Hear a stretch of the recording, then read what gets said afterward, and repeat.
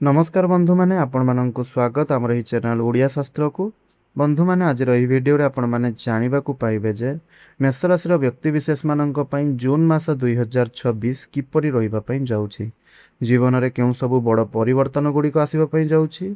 एही मास आपणक पई केते शुभ रहिबो, धन प्राप्ति हेबो कि नाही, चाकरी और व्यवसाय रे केउ प्रकार रो उन्नति देखिबा को मिलिबो, प्रेम जीवन और दाम्पत्य जीवन केमिति रहिबो, स्वास्थ्य क्षेत्र में कौन सतर्कता रखा दरकार सबुकिछि विस्तार रूप से जानवे।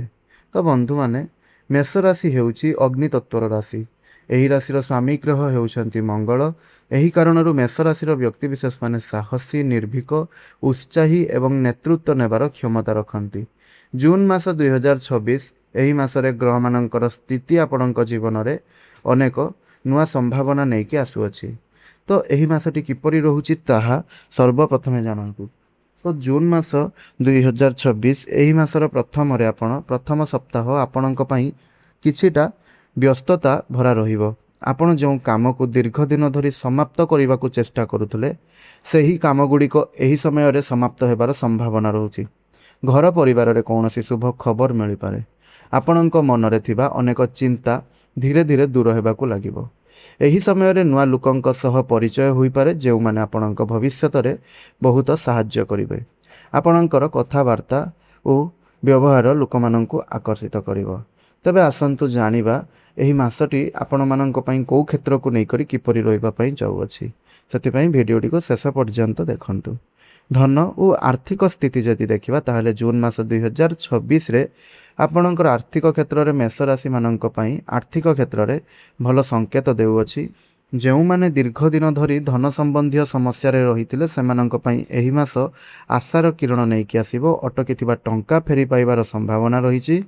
पूर्वरु करिथिबा निवेश रु भल लाभ मिलि पारे। किछि लोक अचानक धन प्राप्तिर सुजोग मध्यम पाइ पारंती।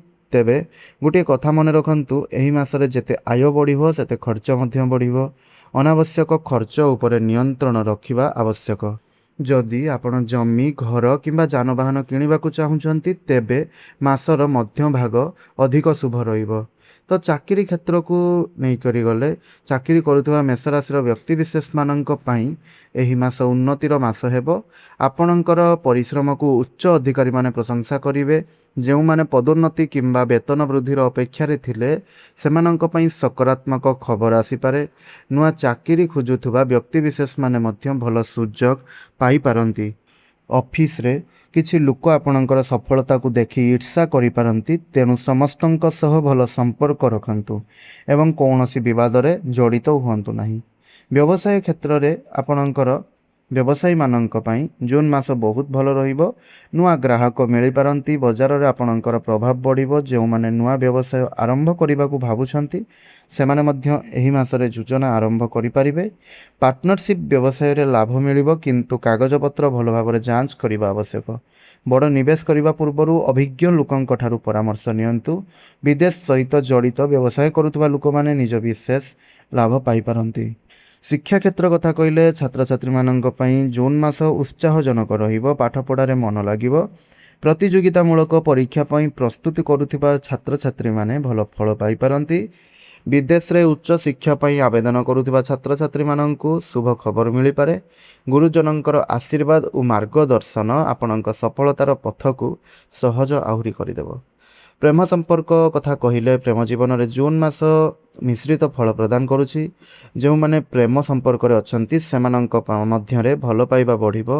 दुहे एकापरी भल भावरे बुझिबाकु दुहे को चेष्टा करिवे, किंतु छोट छोट कथा को नहीं भूल बुझामणा मध्य होई पारे। तेणु राग उपरे नियंत्रण रखिबा आवश्यक। जो माने एपर्यंत एकाकी अछंती सेमानंक जीवन में कौनसी विशेष व्यक्तिंकर प्रवेश होई पारे।